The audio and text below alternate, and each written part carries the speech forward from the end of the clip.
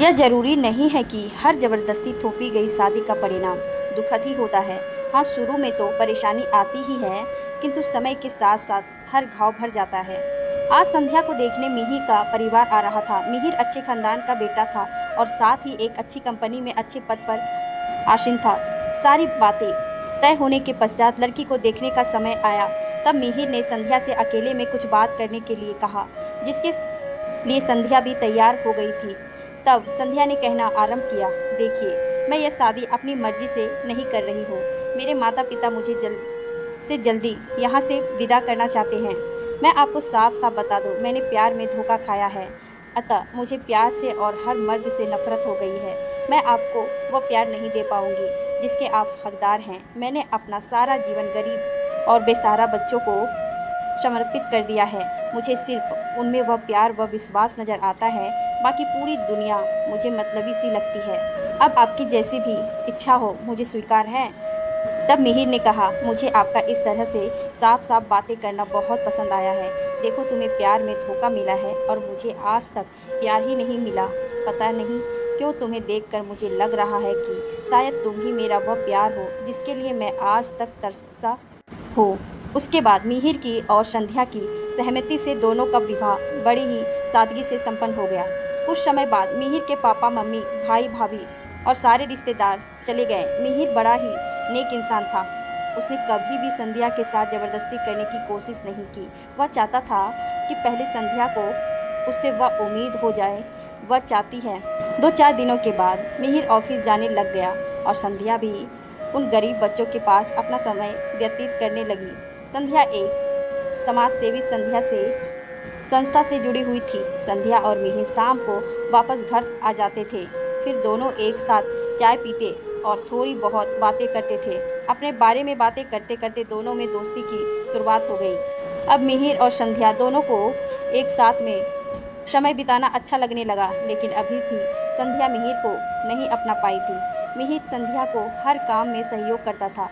कई बार संध्या सोचती थी, क्या मर्द ऐसे भी होते हैं? क्या मर्द भी इतने नाजुक दिल वाले होते हैं? धीरे धीरे संध्या का शक कम होने लगा था और उसका मिहिर के ऊपर विश्वास बनता जा रहा था। 6 महीने बाद करवा चौथ का त्यौहार था। संध्या ने यह व्रत किया था और लाख मना करने के बाद भी मिहिर ने यह व्रत किया था। संध्या को पता था कि मिहिर को भूख बर्दाश्त नहीं होती, किंतु उसने संध्या के साथ लेने के लिए यह व्रत किया था।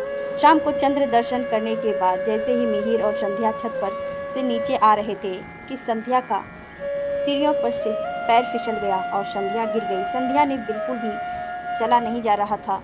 मिहिर बहुत डर गया था। वह तुरंत गोद में उठाकर लाया और फिर गाड़ी से संध्या को तुरंत अस्पताल लेकर आया, जहां डॉक्टरों ने संध्या को 1 महीने का बेड रेस्ट बताया था, क्योंकि संध्या के दाएं पैर में फ्रैक्चर हो गया था। घर आकर मिहिर ने संध्या का बहुत ही अच्छी तरह से ध्यान रखा। उसने अपने ऑफिस में भी 1 महीने की मेडिकल छुट्टी के लिए कह दिया था। वह जी जान से संध्या की सेवा करता रहा। यह सब देखकर कई बार संध्या तृप्त हो जाती। उसे मिहिर से अपनी सेवा कराना अच्छा नहीं लग रहा था, पर क्या करे, यह काम वह शौक से तो करवा ही नहीं रही थी। और मिहिर ने भी संध्या से जल्दी सही करने में कोई कसर नहीं छोड़ी। धीरे धीरे करके 1 महीना भी व्यतीत हो गया। अब मिहिर पहले की तरह ऑफिस जाने लग गया था और संध्या भी घर के छोटे मोटे काम करने लग गए थे। किंतु अब संध्या की ज़िंदगी में बदलाव आ गया था। उसे मिहिर से दूर रहना सहन नहीं हो रहा था, किंतु वह यह बात मिहिर को नहीं बता पा रही थी। कुछ दिनों बाद मिहिर का जन्मदिन था। रोज की तरह ही मिहिर शाम को घर आया, जहां उसने संध्या को एक नए ही अवतार में देखा। आज संध्या दुल्हन के जोड़े में पूरे श्रृंगार के साथ उसका इंतजार कर रही थी। घर को भी बहुत अच्छी तरह से सजाया गया था। तब मिहिर ने उनसे इस तरह तैयार होने के कारण पूछा। तब संध्या ने कहा, मिहिर, मर्दों के प्रति मेरे मन में जो भी नफरत थी, तुम्हारे प्यार ने वह नफरत कब की खत्म कर दी और मैं कब तुमसे प्रेम करने लगी मुझे पता भी नहीं चला। किंतु आज मैं यह स्वीकार करती हूँ कि मैं तुमसे बेपनाह मोहब्बत करती हूँ। हाँ मिहिर, आई लव यू। मैं तुमसे अलग होने की जुदाई बिल्कुल बर्दाश्त नहीं कर सकती। यह बात सही है कि हर मर्द बुरा नहीं होता।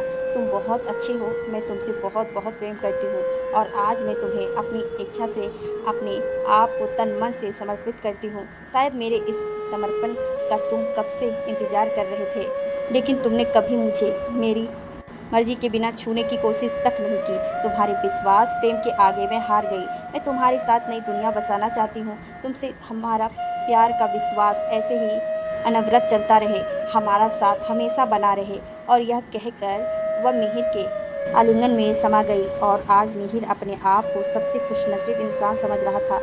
आज उसे उसका सच्चा प्यार मिल गया था। सच है, समय हर घाव को भर देता है।